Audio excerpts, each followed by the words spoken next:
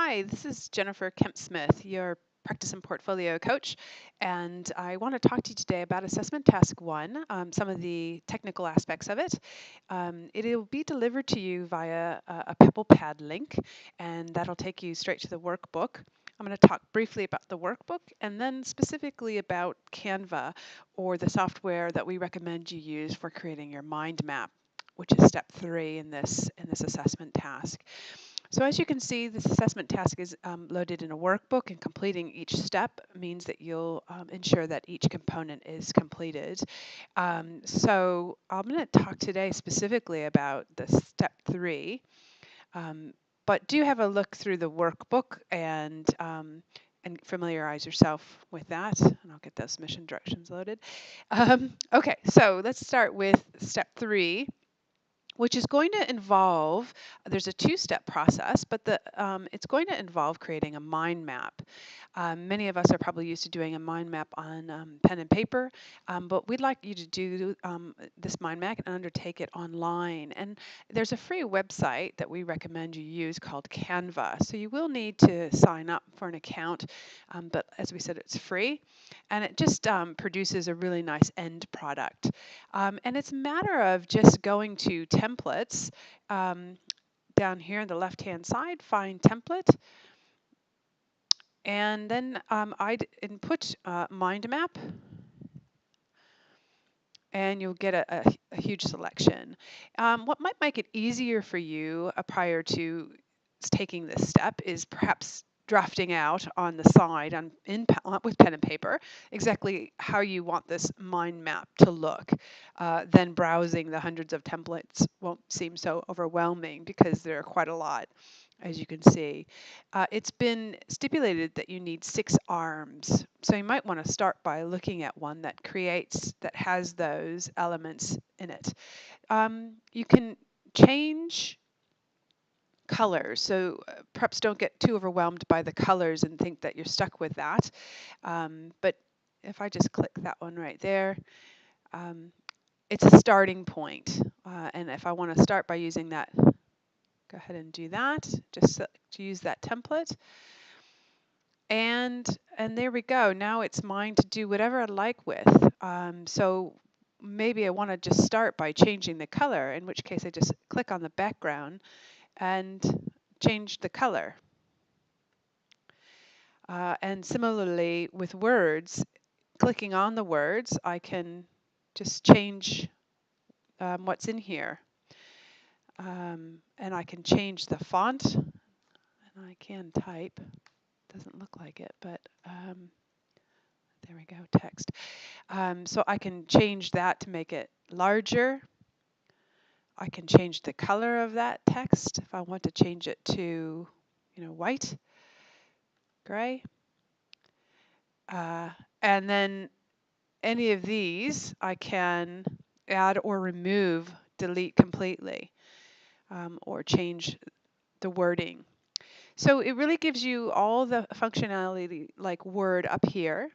I can also copy and paste and add more. So if you require more bubbles or arms. Again, this text as well is totally editable. And you can see font can be changed along the side there. So that's a really nice, easy overview of how you can change and edit the text elements. If you have images that you'd like to add to this, that is as simple as if you go to you could go to upload, and you could add, if you had your own image, you could just upload it. And it's just a matter of clicking it and then it drops it in the page, and then you can move it around. And sorry, this isn't going to be the most attractive mind map because I'm just having a little fiddle. But and if you want to look for their images, you can just type in and you'll get a selection of their images. And you'll notice that it does say free. Some of these are, some of these have a pro, which is going to cost. So I would stick with the free. And again, you just click on it. I won't click on one of those, but I'll click on that, and you can resize it and flip it and do anything you'd like with it. But you can see that images can be added to it. Everything's quite easy to move around. Um, what other things? Save, it does save frequently. As you can see, it's saving as we go. Now we want to go ahead and let's just say this is a beautiful mind map that captures that scope, that scoping part of the project. And now it's time to download it. So I'm going to download it, and it does default to PDF, but you must change this to JPEG because that is the only way you'll be able to upload it into PebblePad. So I'm going to download it as a JPEG and download it there. It's going to drop it in the corner of my screen.